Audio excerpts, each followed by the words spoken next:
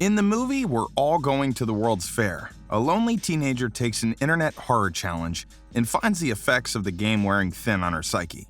In this video, we'll look at the mistakes the characters make, figure out potential alternatives, and attempt to beat the mass hysteria in the World's Fair Challenge. Trigger warning: if you have epilepsy or misophonia, don't watch the movie. There's frequent patterns of flashing, and there's a character that has heavy breathing every time he's on screen. Ways to beat the fair? Just don't start the challenge. Just kidding. I suffered through this movie so you didn't have to, and I will, of course, tell you how to beat it.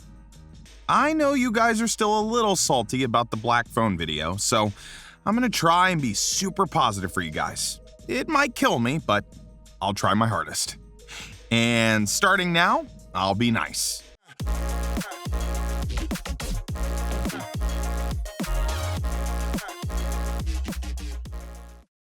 We're All Going to the World's Fair is a brilliant and beautiful creepypasta movie with wondrous lighting and set design, and a dazzling cast of wide variety. This movie is truly an up-and-coming Oscar contender. Casey is a lonely teenager shut-in whose only friends are the few subscribers to her channel, and she spends more time interacting with her stuffed animal, Poe, than she does with other humans. She has a father, but we never see him. He yells at her once off-screen, and that's the extent of his involvement in his daughter's life. It's pretty obvious he could care less about her, given that her bedroom is up in the attic and she's left alone 100% of the time. Honestly, it makes you feel bad for the kid. The challenge begins by repeating the phrase, "I want to go to the World's Fair," then drawing a bit of blood. Casey does this by stabbing her finger with the back of a pin button. She then watches the video. We don't see what she's watching, only that the light flickers on her face. Not much happens right away, and Casey spends her time watching online uploads of the other challenge participants. There's not a ton of videos, but there's enough to indicate that the challenge will be the internet's next Tide Pod challenge. Players upload their symptoms online, claiming supernatural foul play.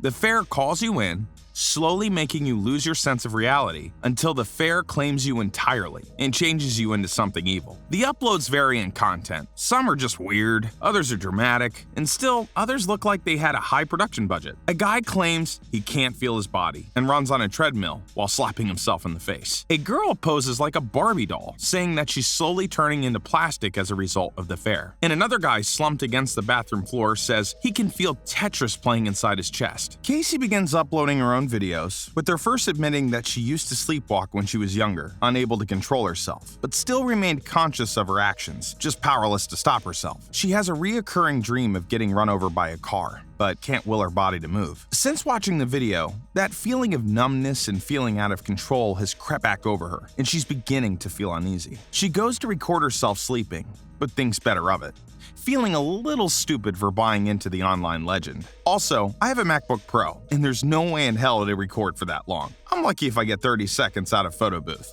There's really no point mentioning that, I just wanted to complain about Apple products. Moving on. She grabs her coat and instead walks outside to the shed. She opens up a large case, and inside is a gun. We learn later that it is her father's gun, and he doesn't know that she knows where it's hidden. Casey curls up on the futon and watches a video of a woman speaking directly to the camera and calming down a presumably younger Casey. For me, this was the oddest and creepiest part of the movie. I mean, the woman is stroking the camera and telling the kid she's gonna be okay. No, I will not be dreaming of nice, warm, wonderful things, Karen. I will not. Though the video terrified me, it lulls Casey to sleep. She wakes up later to a distorted image of her on screen instead, alternating between the picture and ominous writing on the next slide. The video is made by a guy who refers to himself simply as JLB, a self-proclaimed expert on all the lore of the fair. They set up a Skype call, and he tells her more about the lore and the start of the game, believing that she is in real trouble. He deeply believes she's in danger and makes her swear that she's telling the truth. He promises to help her and asks her to upload videos frequently so that he knows she's okay. He hangs up, and Casey doesn't have much more information than what she started with. She delves back into the internet, going back to Bathroom Guy and watching his latest symptom. He zooms in with his camera, showing his skin peeling and green, then picks at it, pulling a never-ending roll of tickets out from under his skin. Then there's vintage video game footage of of the original World's Fair game, which just appears to be a more boring version of Hangman. Throughout the movie, there's a set of spinning arrows. They appear randomly as if they're meant to tie all the clips together. It's hard to tell if it's meant to be a fourth wall break. Maybe the movie realizes it's being meta. Let's have a poll in the comments, and you can determine what the arrows mean. There's more clips. Something that looks like a fan web series regarding the fair, and a female player posts a video of herself after having sprouted demon wings. JBL stays awake all night, sketching a distorted picture of Casey. Casey's still keeping in contact with JLB, uploading videos and talking via Skype. She never sees his face, but she has no problem showing hers. It's unclear what Casey regards him as: a friend, a fellow player, or a love interest of some kind. He does give off a creepy vibe, one that's a little too pervy, but he could defend it and say it's all part of the fair persona. She's still been uploading videos of her sleeping, and one in particular that's over 9 hours long. He seems particularly perturbed by. Hours into the video, he points out that around 4 in the morning, Casey's body is seemingly possessed, and she reaches down the side of her mattress, digging her nails into it and smiling demonically. There's many other uploads of her, one with the heading "Losing Control of Myself," where she sings and dances to the beat of her own drum, then stops suddenly to scream bloody murder, look terrified, then continues to dance again as if nothing happened. One is titled "Tour of My High School," even though it's her walking through a cemetery and pointing whose office is where. A video of her creeping on AutoZone, walking through the woods and monologuing, and threatening a Santa decoration. But in her defense, the Santa did look pretty freaking creepy. She's made 5 sleep journals, and on her 6th, she slides out of bed, almost disappearing out of frame, and creeps up to the camera, threatening the one who was watching, or something like that. I'm paraphrasing. JBL is still closely monitoring her content, seemingly every hour of the day, even on the toilet. His house is nice, and he doesn't seem to work. He sends another video to Casey,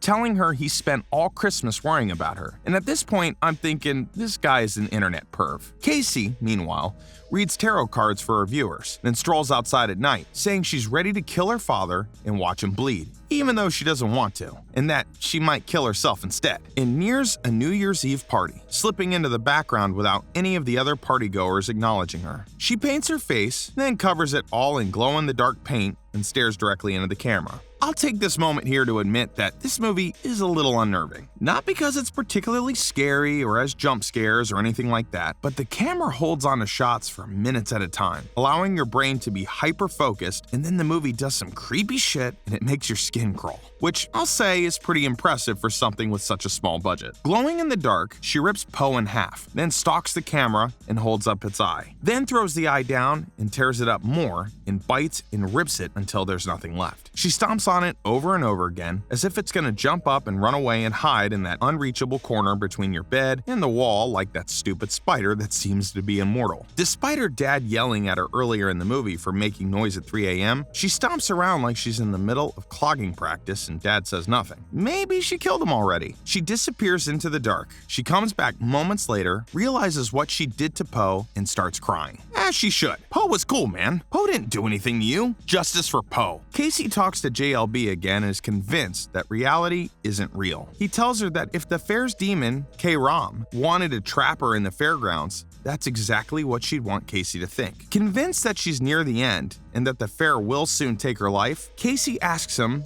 when she's going to die, assuming he knows more about her death than he's letting on. But he takes a timeout, changes his tune completely, and tells her it's just a role-playing game, which is definitely maddening to hear if you're in her shoes. After all, this man has been in contact with her for at least a month, sought her out, and has never mentioned before that it's all an internet hoax. Casey is a young teenage girl, incredibly secluded, lonely, and unsure of herself. Even though the game has brought her nothing but psychological harm and mental instability, she considered JLB a constant, the only one she could trust, as the fair narrowly took its toll on her. What is wrong with this guy? I've read different fan theories and critiques that say JLB is grooming her because she's young and influential, and that he'll eventually use her for his own nefarious purposes. And honestly, that seems like the most likely answer to me, but I'll let you all make your own speculations. Casey's reaction is quite telling, and though she acts like she knows it's all a game, the tears in her eyes give her away. She's hurt and upset and feels betrayed, having been fully convinced that she had been part of something bigger, and that perhaps she was destined for something special like JLB told her when they first got in contact. Casey goes off on him, which is honestly refreshing, and calls him a pedophile. After telling him never to contact her again, she presumably blocks him, because as he calls her several more times with no answer. He types her a message and begs her not to kill herself. This is the last time we see Casey, and according to JLB, a year has passed when he finally hears from her again. He talks to his computer camera. Casey's apparently spent some time in assisted care immediately following their last conversation. She tells him her real name and lets him know that she's enrolled in a theater program for college in the fall. They met in person just once, and Casey sees his face for the first time. Before splitting up, she tells him that she did make it to the heart of the fair that night, but something pulled her back, to which he replies that he stayed up all night, hands on the computer screen, praying for her. They made plans to meet up again. They hug each other, and JLB feels creepier than ever, but he insists that that was the last time he saw her, and seems to insinuate that she's actually fine. Of course, this is all just according to JLB. The ending itself is rather ambiguous. There's theories that JLB either met up with her and killed or assaulted her, and then there's the complete other end of the spectrum where people think he's just as lonely and isolated as Casey and made up this epilogue to convince himself that she didn't commit suicide. I know it wasn't really much of a how to beat, more of a synopsis, but I'm excited to hear your overall thoughts on it. Did you like it? Did you hate it? I'll admit that I didn't really get it. I guess it could be a metaphor for the isolation that mental illness and personality disorders cause.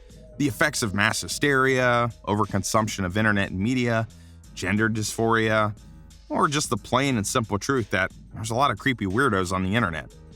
I'm sure you'll tell me what I got wrong. I love that about you guys. Leave your suggestions in the comments for the kind of movie villains you like to see us beat here at Bingexpress. Let me know, and as always, take care of yourselves. I'll see you again next week, and peace out. Binge another one.